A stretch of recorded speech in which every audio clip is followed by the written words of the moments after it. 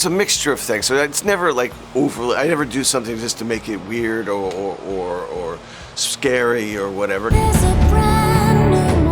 Jake, right on time. Miss Peregrine, delighted to meet you. He's invisible. Of course. We're what's known in common parlance as peculiar. It's a recessive gene carried down through families. I think this movie is very Tim Burton in a way that, you know, you have a character that feels a bit different, who doesn't fit in, and he ends up in a place where his strangeness is celebrated. So this movie is saying, be yourself, you know. Be yourself, embrace your strangeness. If you can choose a peculiar trait, not the one that you had in the movie, which one would you choose and why? I would choose the bees because I have a terrible sense of direction. And I feel like it would be great if I could leave bees behind me like breadcrumbs and then never get lost again. In a very creepy way, though.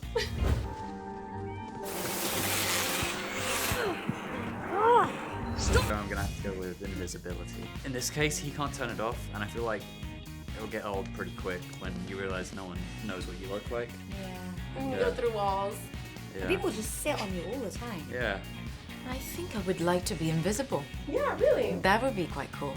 You would hear things that you would not be able to hear, or secret things. You are like the king of the magical and the peculiar. What was it that first caught your eye when you took on this story from Ransom Riggs?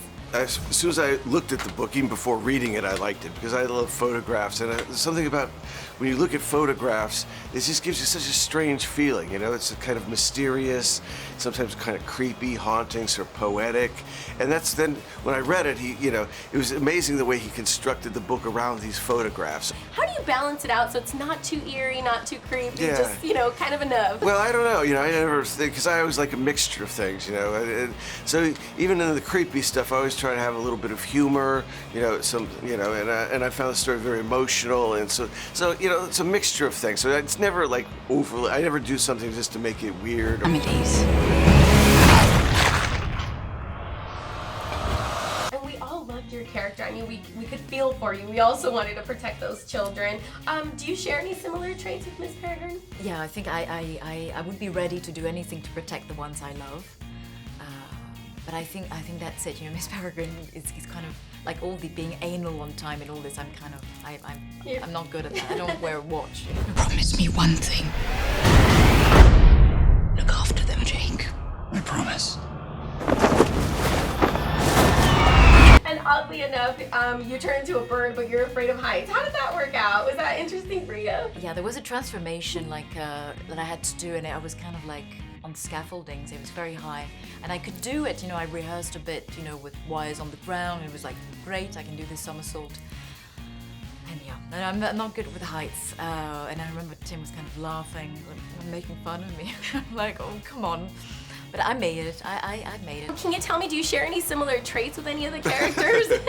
with like Jake, I certainly identified with him. I've certainly had those feelings as a teenager, where you felt sort of alone and just not part of your world, and the relationship with his grandfather, and so there's lots of themes that I could relate, because I remember being labeled as peculiar. If you guys can go back to any Tim Burton film and actually be in the movie, which one would you guys choose?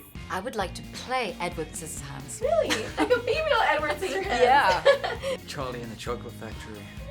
Okay, Yeah. and you be Charlie? I would be Augustus Gloop. I would be Edwina Scissorhands. Would you? Scissorhands, yeah. Yeah. It's a my female favorite version. Burton movie, and I think I could play Edwina Scissorhands. I think so. Edwina Foothand. So this movie is saying, be yourself. Be yourself. Embrace your strangeness. Just embrace that positive side of yourself, and don't think of it as a negative. And we'll stay peculiar. Thank you so much, Tim Burton. You have the chance to do something that changes everything. Promise me one thing, Jake, that you will look after them all. I promise.